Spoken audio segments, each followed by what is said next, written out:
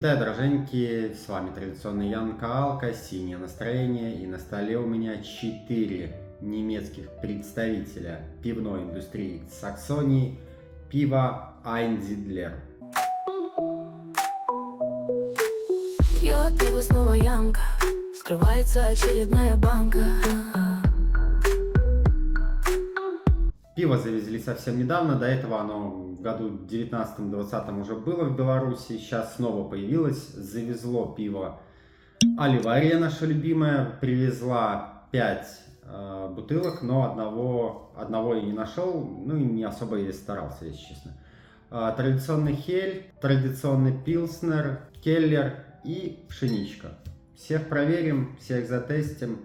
Начнем по традиции с хеля. Имеем пиво светлое, фильтрованное, пастеризованное, Einsiedler хель. В составе вода, подготовленная солод ячменный, хмель, алкоголя 5,2, экстрактивность начального сусла 11,8.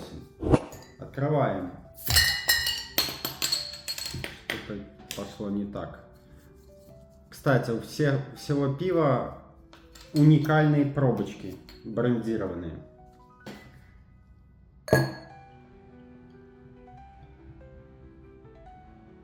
Пенная шапка слабая, цвет светло-янтарный, карбонизация средняя, пузырьки мелкие. Что-то, мне кажется, будет это пиво не очень изготовлено. Кстати, большие пузыри. Уже все, не увидите. Так, изготовлено 18.09.24. Свеженькое пиво. По заказу Оливарии явно. Более того, Оливария даже на свой сайт его выкинула. И там куча ошибок, если я не поленюсь, я вставлю. Там пшеничка у них лагерь и так далее. То есть, Оливария, уровень, как всегда, деревня. Просто деревня Оливария. По стоимости пиво от 7 до 8 рублей, есть где-то и по 9. Я покупал, по-моему, 7,99, что-то такое. Обратно же чебурашки немецкие 0,5. Пилснер только выделяется в другой бутылке. Нос хеля. Нос хеля посторонистый, с алкашкой, как ни странно. Да. Нос мне очень не нравится. Нету травянистости, луга. Где-то совсем далеко-далеко, может, он и есть, этот луг, но... Да, и алкашка выпирает. Странно, пробуем на вкус. На вкус просто, чуть-чуть пусто, просто. На послевкусие немножко горчинки. Может, мне просто... Я до этого снимал бельгийца, может, после бельгийца, после блонда мне так... Но нет. Чуть-чуть хмелька есть, солод, леденцы. Нос такой посторонистый, не чисто немецкий, не травяной, без сладости, с каким-то затухлым тоном. Я бы сказал, что это плохо. Дальше. Пилснер.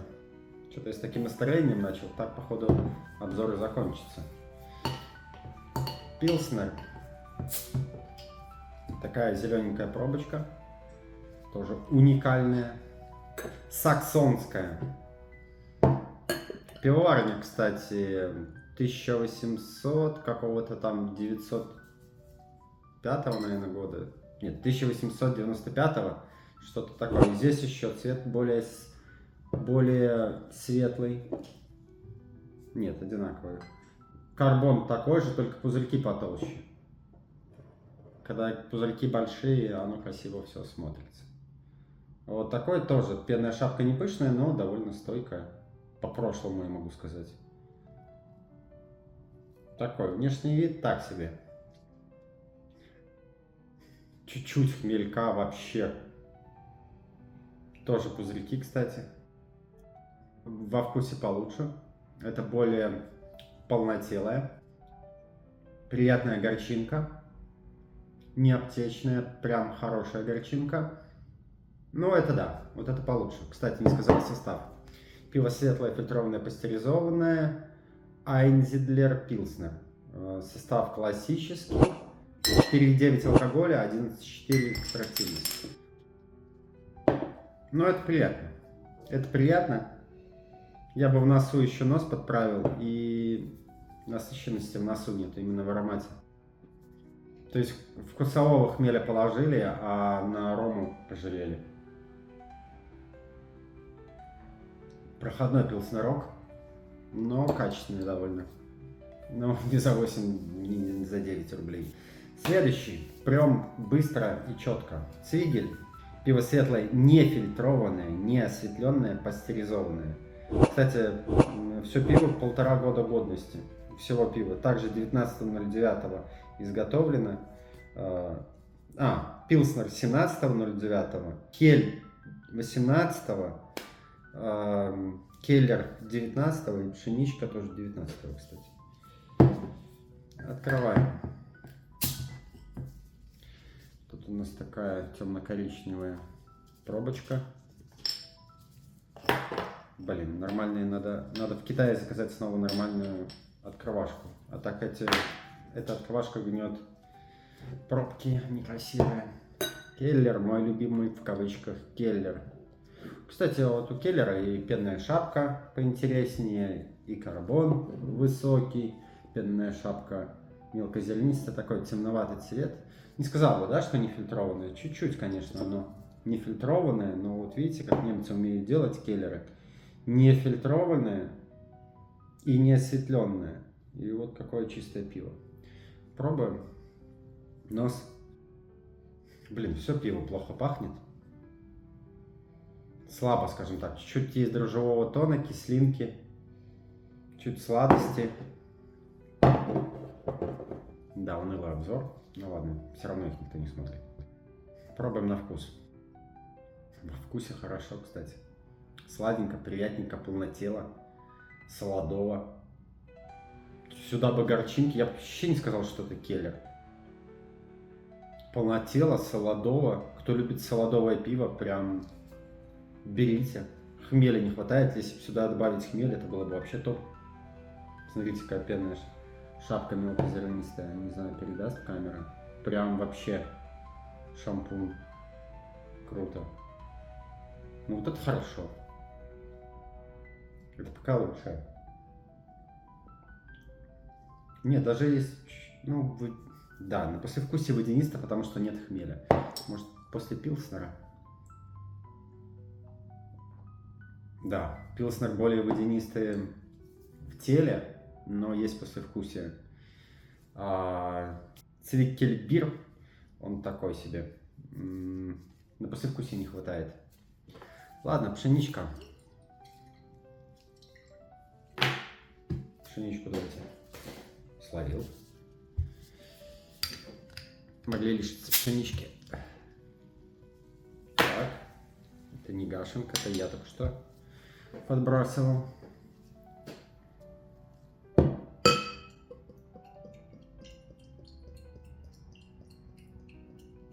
Ну, в принципе, нам хватит, чтобы увидеть цвет и так далее. Пиво светлое, пшеничное, не фильтрованное, не осветленное, пастеризованное.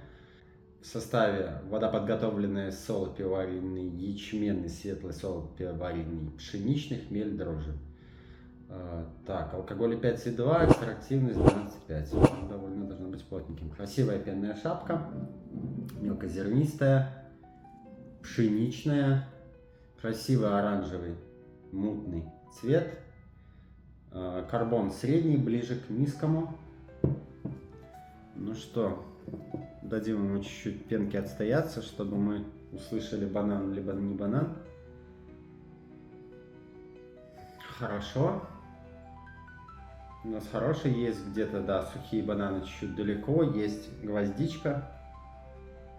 Пряность пока очень хорошо, типичный, хороший немецкий лайс. В носу. Ну и по цвету. По вкусу. А по вкусу тоже хорошо, но что-то полнотелости мне, как всегда, не хватает. Довольно простой, солодовый профиль, сладкий. Но послевкусие такое бы я пил, я такое люблю. Нет ни кислоты, ничего такого, просто приятненький, сладкий, пшеничный, средней плотности вайс. Ничего плохого, ни вау-эффекта тоже нет, но абсолютно ничего плохого нет. Здесь вот, кстати, все в балансе абсолютно. Хочется чуть плотности, но такой. Итого, типичные немцы, да? Региональные. Саксония, повторяюсь. Кстати, это пиво было под Радебергером, когда совки, там, 70-е годы и так далее, его из частной пивоварни подкинули в Радебергер, и она входила в состав государственных компаний. Потом в 90-х годах, в 90-м даже, по-моему, году она стала частной. Ну и было до этого частным. Итак, хель. Это плохо. Это плохо в носу, посторонности, это невкусно, это пусто, это за эти деньги 3 балла. Пилснер. Посторонности в носу. Неплохая горчинка на послевкусии, но тела тоже нету, вкуса, баланса, солод, хмель не соблюден, не знаю, 4 балла. Обратно же этому пиву 1,5 месяца, 2 месяца. Что с ним будет через год, а у него срок годности, напоминаю, 1,5 года. Я думаю, что через 3 месяца оно вообще тут умрет, вот эти две, они уже мертвые, я бы сказал. Что будет через полгода с ним, одному богу известно. Дальше, Келлер, мой нелюбимый, но по факту один из лучших здесь представителей. Да, солодовый, чистый, нос немножко зажат, но как Келлер это 6 баллов. Это хорошо. Пшеничка. Пшеничка сейчас выдала банан, пошел бананчик. Хорошие дрожжи, типовые, немецкие. Не хватает, наверное, мне плотности чуть-чуть. Что там по плотности? 12,5. Ну, может. Ну, это да. Это 7 баллов. Нет, давайте 6. Ценник просто полик дешевле стоит, чем он. А он не лучше полика. Плюс-минус один тот же самый уровень. Вот такой обзор. Покупать ли это пиво? Да, не знаю, я, наверное, не куплю. Я, кстати, до этого его покупал, я повторюсь. Я его пил, я посмотрел по записям, по-моему, либо 19 либо 20 год, надо еще раз глянуть. И до этого я пил еще прям в лохматые его годы. Оно завозилось в Беларусь, естественно, не в таких объемах, как сейчас, естественно, не Оливарией, но сейчас завезла Оливария. Просто, мне кажется, для разнообразия на полках магазина.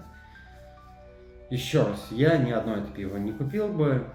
Неплохое пиво, классические сорта для нас провалены, классические сорта для немцев хороши, как всегда. Немцы мало когда келлер могут плохо сделать, мало когда пшеничку плохую делают.